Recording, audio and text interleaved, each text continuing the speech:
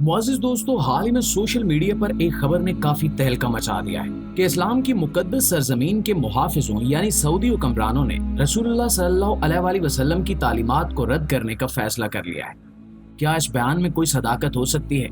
ऐसा कैसे हो सकता है कि मक्का और मदीना जैसे मुकद्दस मकामात के मुहाफिज रब्बे कायनात के घर के मुहाफिज इसके अहकामात को नजरअंदाज कर दें या इन्हें रद्द करके ऐसे कवानीन ले आएं जिनसे ऐसा महसूस हो कि वो हदीस को नजरअंदाज कर रहे हैं। हाल ही में मोहम्मद बिन सलमान ने सख्ती से इस बात पर आवाज उठाई है कि इस्लामी तालीमात की तशरीह और इनका इतलाक कैसे होना चाहिए। इनका कहना था कि इस्लामी कवानीन को एक नई शक्ल देने की जरूरत है। इन्हें कुरान के बुनियादी असूलों के मुताबिक होना चाहिए। कुरान की पैरवी और इस्लामी कवानीन का ऐन कुरान पाक के मुताबिक होना तो किसी मुसलमान के लिए कोई मसला नहीं है, लेकिन मोहम्मद बिन सलमान के हालिया बयानात से पता चलता है कि वो हदीस को नजरअंदाज करना चाहते हैं और इस्लामी कानून का एक ऐसा वेरिएंट बनाना चाहते हैं जो सिर्फ कुरान के असूलों पर मुश्तमिल हो। 2022 में मोहम्मद बिन सलमान ने दी अटलांटिक को एक इंटरव्यू दिया। उस इंटरव्यू में उन्होंने काफी ऐसी बातें कही जिन्होंने इस्लामी दुनिया को हैरान करके रख दिया। मोहम्मद बिन सलमान ने कहा कि ज़ईफ और गैर साबित शुदा अहादीस का गलत इस्तेमाल मुसलमानों को मुख्तलिफ फिरकों में तकसीम करने का एक बड़ा जरिया है। उनका कहना था कि बहुत सी अहादीस कुरान से हम आहंग नहीं है, यानी इन अहादीस में जो भी मालूमात हैं उनका कुरान पाक से कोई सबूत नहीं है और ये सिर्फ रिवायात के तौर पर बरसों से चली आ रही हैं। यहाँ तक कि जिना और चोरी जैसे जराइम की सजाएं भी मुआशरती और कानूनी तौर पर राइज हैं, जबकि कुरान पाक में इन सजाओं की कोई तस्दीक नहीं हुई। उन्होंने कहा कि हमारे मुआशरे में गैर साबित शुदा अहादीस के गलत इस्तेमाल को कानूनी तौर पर खत्म करना बहुत जरूरी है और तमाम मुसलमानों को सिर्फ उन अहादीस पर अपनी तवज्जो रखनी चाहिए जो कुरान के साथ मजबूती से जुड़ी हुई हैं और तस्दीक शुदा तौर पर मुस्तनद है। मोहम्मद बिन सलमान का ख्याल है कि इस तरह वो इस्लाम की हकीकी तालीमात को नाफिज कर सकेंगे जिन पर रसूलुल्लाह सल्लल्लाहु अलैहि वसल्लम और चारों खुलफा ने अमल किया था। नाज़रीन ग्रामी, मोहम्मद बिन सलमान के माजी के इंटरव्यूज को देखा जाए तो पता चलता है कि वो कई सालों से इसी नुक्ते नजर पर काम कर रहे हैं। साल 2022 में भी एक सऊदी चैनल अल अरबिया के साथ अपने एक इंटरव्यू में उन्होंने कहा कि इनकी हुकूमत अहादीस के जखीरे का तफसीली और तनकीदी जायजा ले रही है। सही अहादीस को कमजोर अहादीस से अलग किया जा रहा है। सऊदी हुकूमत इस बात को यकीनी बनाना चाहती है कि जब सऊदी अरब में नया कानून बनाया जाए तो इसके लिए सिर्फ तस्दीक शुदा तालीमात को इस्तेमाल किया जाए। मोहम्मद बिन सलमान ने ये मंसूबा मुकम्मल करने के लिए अपने हुकूमती ओहदेदारों को 2 साल का हदफ दिया है। 2 साल बाद पूरे सऊदी अरब में तमाम किस्म की कानूनी और समाजी इस्लाहात सिर्फ कुरान पर होंगी और इनके साथ सिर्फ वो अहादीस होंगी जिनके मुस्तनद होने पर कोई शक नहीं होगा। इनका कहना है कि इस्लाम की ये ज्यादा मोतदिल तशरीहात का निज़ाम भी इनके विजन 2030 के मंसूबे का हिस्सा है। प्यारे साथियों, मोहम्मद बिन सलमान के बयानात ने इस्लामी बिरादरी में एक गर्मा गर्म बहस छेड़ दी है। इनके ख्यालात हमारी मजहबी रिवायात से खतरनाक तब्दीली की तरफ इशारा करते हैं। कुरान और एहतियात से मुंतखब की गई अहादीस पर तवज्जो देकर वो इस्लामी कानून में एक बड़ी तब्दीली पर जोर दे रहे हैं। दोस्तों, आपको बताते चलें कि मुस्लिम दुनिया में ऐसा पहली मर्तबा नहीं हो रहा, बल्कि इससे पहले भी कई लोगों ने हजरत मोहम्मद मुस्तफ़ा सल्लल्लाहु अलैहि वसल्लम की तालीमात और इनके फरमान को कुरानी मतन से अलग करने के बारे में सोचा और ये दावा किया कि वो सिर्फ कुरान की पैरवी करेंगे। खतरनाक बात यह है कि जदीद दुनिया में ये रिवाज आम होता जा रहा है और अफसोसनाक तौर पर मुसलमान ये भूल रहे हैं कि जो लोग अहादीस को नजरअंदाज करते हैं वो दरअसल कुरान को भी नजरअंदाज कर रहे हैं। कुरान वाज़े तौर पर मुसलमानों को हुक्म देता है कि वो हजरत मोहम्मद सल्लल्लाहु अलैहि वसल्लम की इताअत करें और इनकी तालीमात पर अमल करें।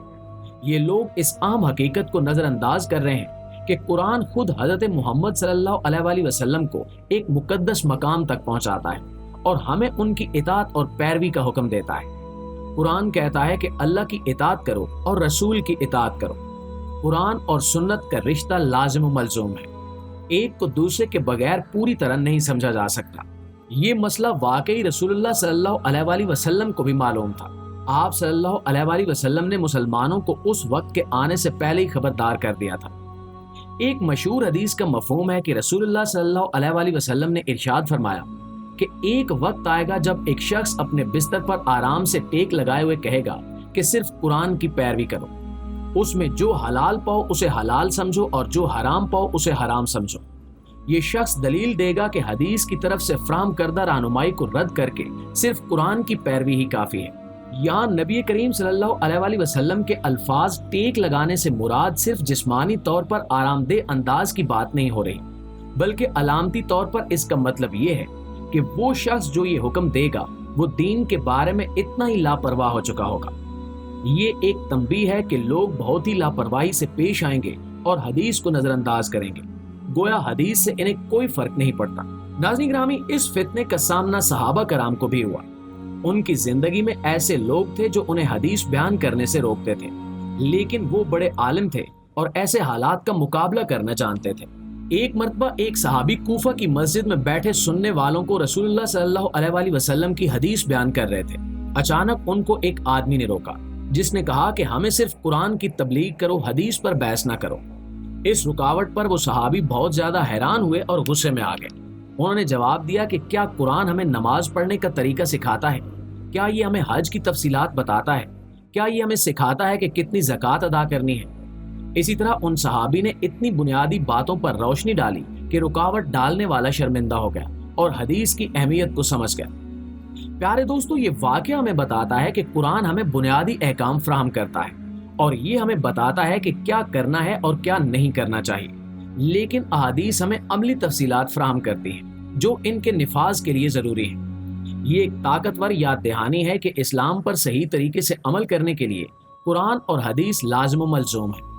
حدیث قرآن کے لیے ہماری سمجھ کو بہتر بناتی ہے۔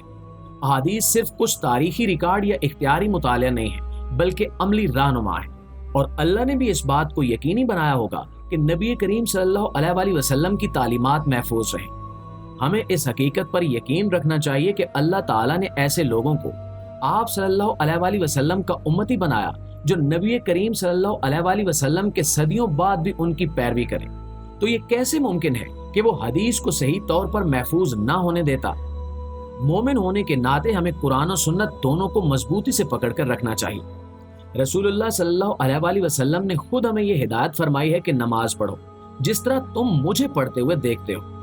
یہ مثال اس بات پر روشنی ڈالتی ہے کہ آپ صلی اللہ علیہ وآلہ وسلم نے ہمیں ہدایت دی کہ انہوں نے کیا کیا ہے۔ سنت نبوی کی پیروی کرتے ہوئے ہم زندگی کا ایک ایسا طریقہ اختیار کر سکتے ہیں جو ہمیں قرآن کی اعلیٰ حکمت کو سمجھنے کے قریب لے آئے۔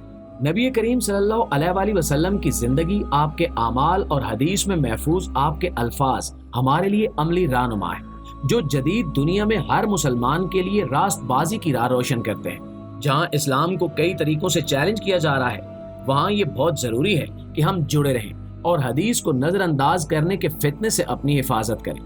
اللہ سے دعا ہے کہ وہ ہمیں ان آزمائشوں سے بچائے اور ہمارے عزم کو مضبوط کرے۔ آمین ثم آمین۔